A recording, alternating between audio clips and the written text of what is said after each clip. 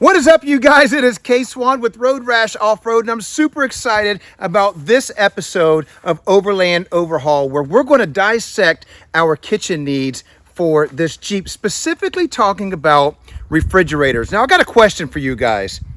What do you use in your rig when you're overlanding, camping, exploring? What do you use to keep your food and drinks cold when you're out on the trail? Do you use a cooler? Do you use a refrigerator? Is it one of those super nice, expensive ones, or is it like a testing Amazon version of it? On this video here, I may not be able to answer all the questions for you, but what I am going to be able to do is share my journey of refrigerators versus coolers versus what I use currently and how I power it in the Road Rash rig. So come with me. We're going to jump in the back of the Jeep and we're going to take a look at some refrigerators. Let's go. Now, when I first started overlanding, like you guys, I started out with a cooler in the back of my Jeep.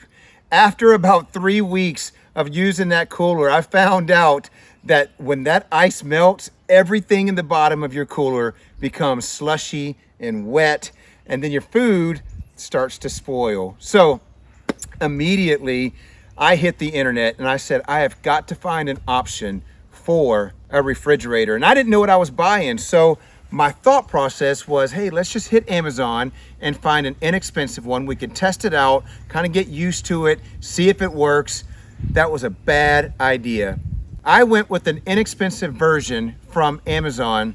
And what happened was it worked great for about a week. After that, the little plastic latch that kept the top on started to lose its grip, and therefore the top never stayed shut. That causes two problems. One, obviously the air starts to escape out of the inside and your food doesn't stay as cold as it's supposed to. It would read 35 on the temperature, but when I would actually go to take the temperature, it was probably about 48 or 50. So my meats wouldn't stay cold, my drinks weren't frozen, a lot of issues. The second problem that we had, the compressor would never shut off because the air was escaping. It wasn't reaching temperature. The compressor was always running, which then kind of drained the battery that I had it plugged up to. So I needed a solution quickly. I reached out to a company called SetPower, kind of gave them the criteria in which I needed a refrigerator, told them the problems that I was having, and they said, I've got just the solution for you. It's our 47 quart SetPower refrigerator. Now, the cool thing about this refrigerator, it's got stainless steel latches and it is sure to stay closed. So we're going to pull this SetPower out. We're going to put it on the table, open up the box, and I'm going to show you exactly what comes inside the SetPower RV45s. Let's pull this out.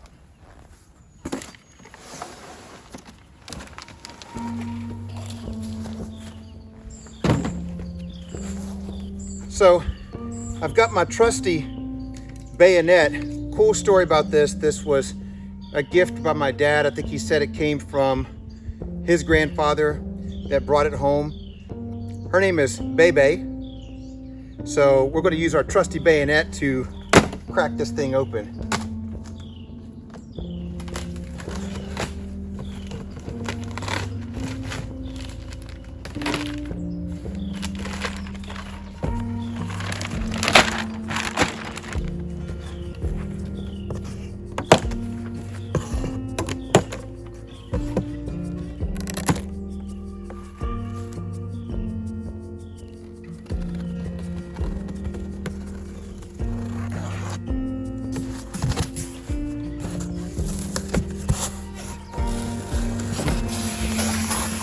So it's nicely wrapped in this styrofoam here. Let's pull that out. We've got our SetPower refrigerator here.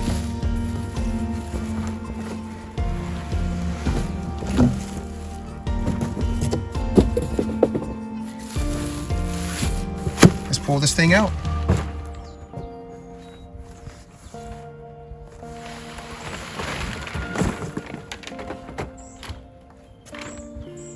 So that is all that actually comes inside of the box.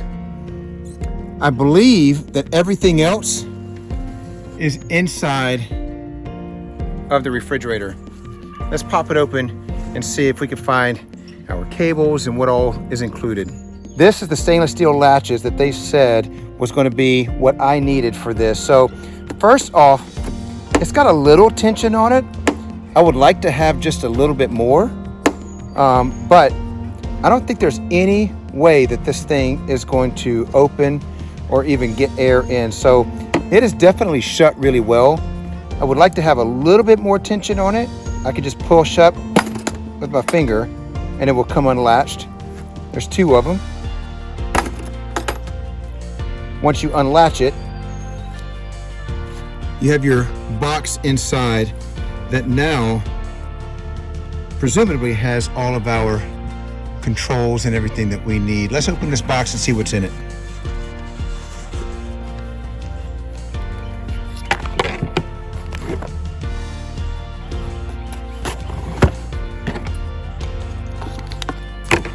So inside of our box here, looks like we got a sticker, some energy information. Here's some user manuals. We'll take a look at that in just a second. This is our standard wall plug. This is our 12-volt cigarette lighter plug. Goes straight into the back of the refrigerator.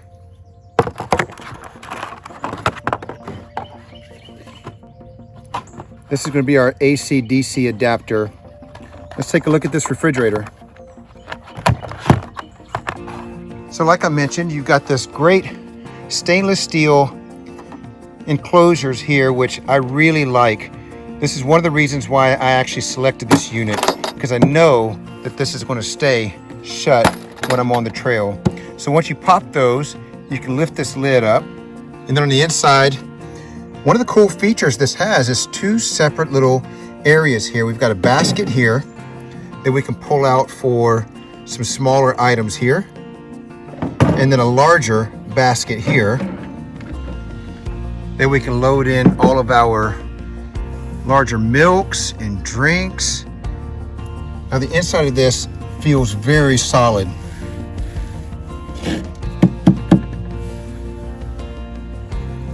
On the top, we have this gasket that goes around all the way to kind of seal this thing shut really tight.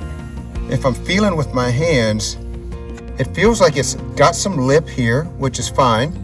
But as I go around here, it doesn't feel like this rubber gasket is hanging down very much. So I'm hoping this is going to seal tightly.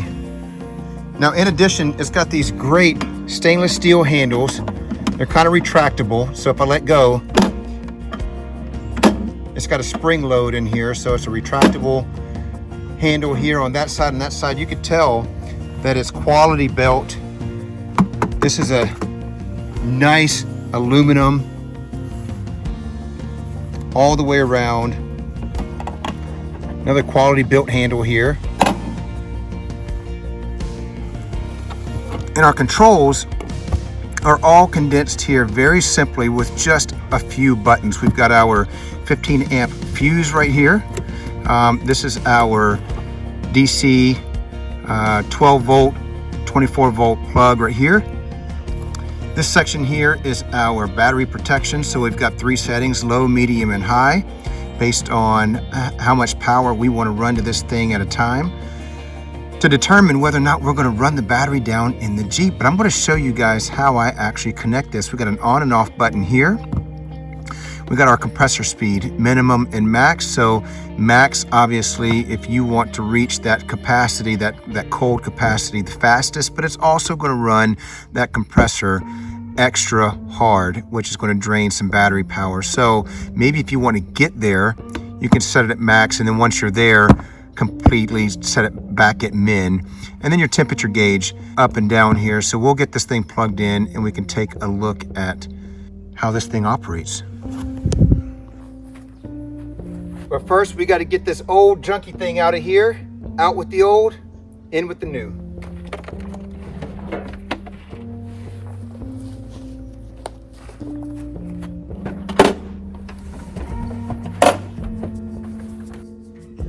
So first, with regards to fit, I have a Jeep Wrangler.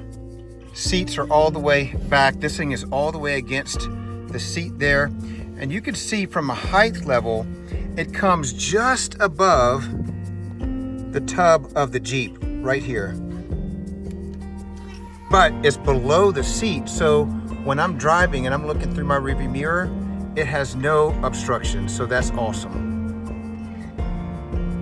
So width-wise, you can see it's pushed all the way over to the side, and it almost takes up the 40% here. So it's just a little bit over on the 40%, giving you almost the full 60% here on this side, but it does hang over a little bit on the 40%.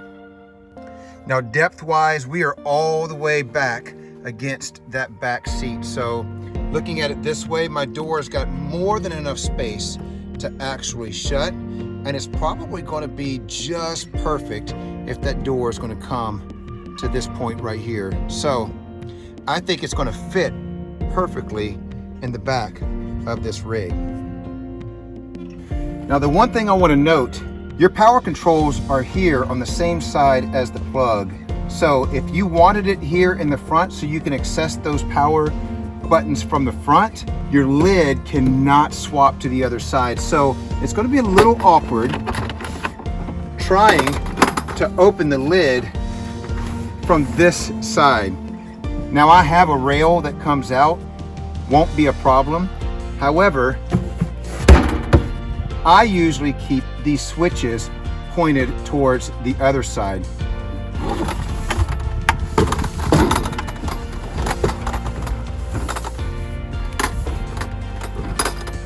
Now that's usually for a couple of reasons. When I'm overlanding, I always have my back seats laid down,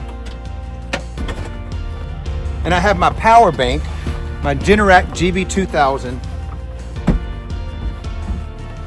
usually close by and accessible for all the things that I need powered, which is also what's powering my refrigerator.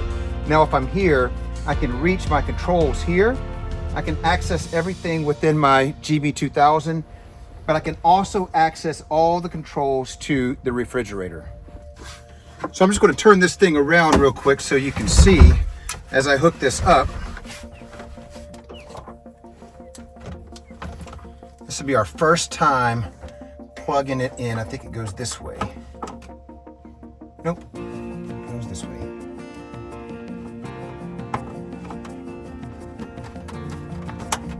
Go. I'm going to take this,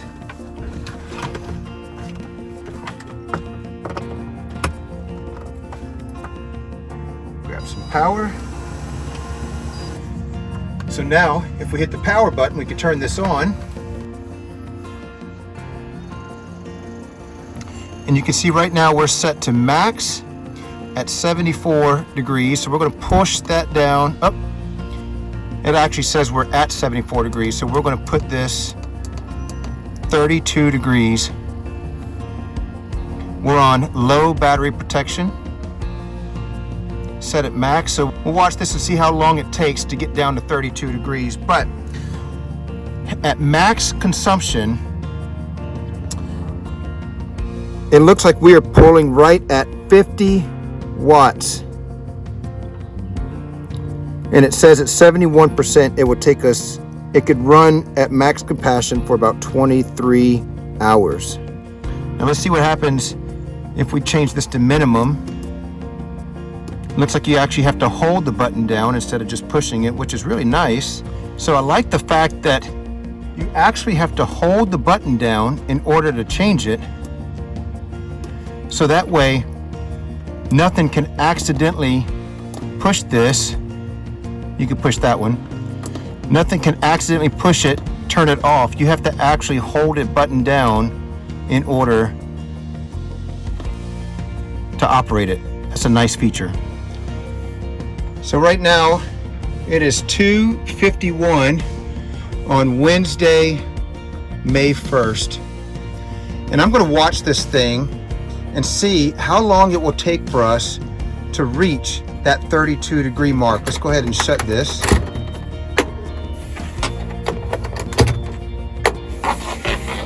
and we'll keep a time on it. So the SetPower refrigerator actually has a 3-year warranty on the compressor. That is really good for an affordable refrigerator. The outside is all aluminum, perfect for putting stickers on it. If you're like me, you like adding stickers on it. So the next time you see this, there'll probably be stickers all over it. And the first sticker I'm going to put on there, road rash. If you guys are interested or want one of these road rash stickers, just DM me. Maybe you guys can share my channel with somebody. I'm trying to grow the channel. If you share my channel, like and subscribe to the channel, DM me your address, I'll send you one of these.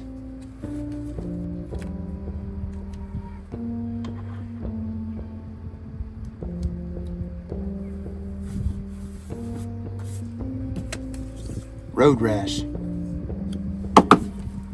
Now here's just some of their basic information here about item number RV45s.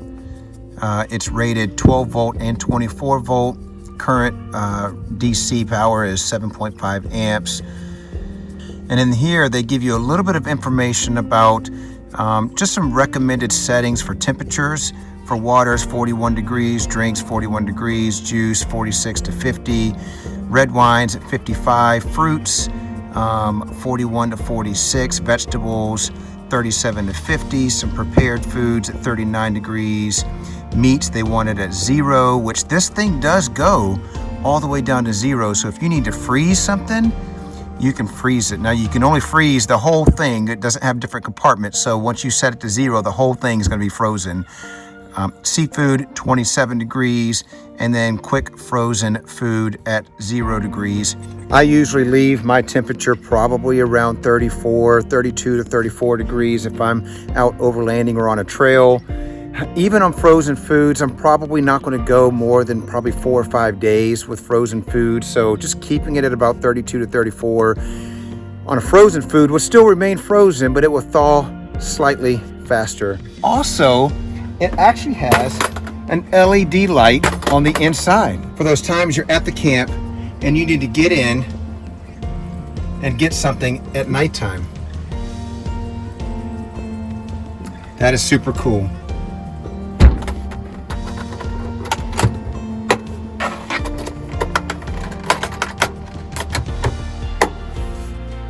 Okay, so it looks like we made it down to 27 degrees, so it went a little bit lower, and we're at 68%, so we lost about 3%, and it is 3:35, so it took about 44 minutes to get this refrigerator down with the Generac GB2000, but it looks like it's holding pretty well. Let's see what it's like inside.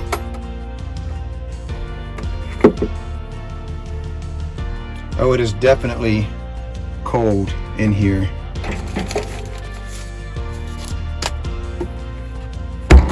I'm really going to enjoy this refrigerator.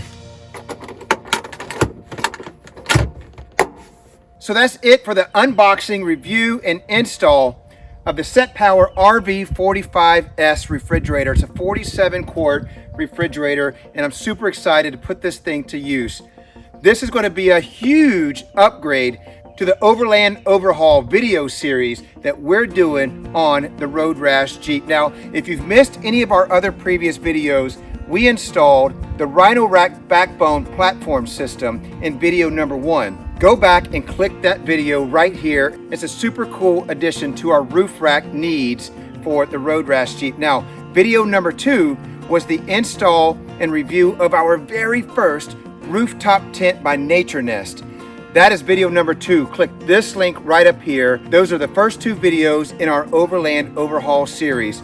Video number 3 is our SetPower. This video is our video number 3 in the Overland Overhaul video series. Now, coming up in the future, we're going to review our Generac GB2000 power bank that we're using to power all the things in this rig. And then a video after that is something super fun. It's going to be our addition of a hot water shower. How do you get hot water when you're on the trails or you're camping? We've got you. A product by Camplux provides tankless hot water showers for you when you're on the trails. Wait for that video. That's going to be number 5 in our Overland Overhaul video series. See you guys on the trail. Like and subscribe to Road Rash Off-Road. Peace!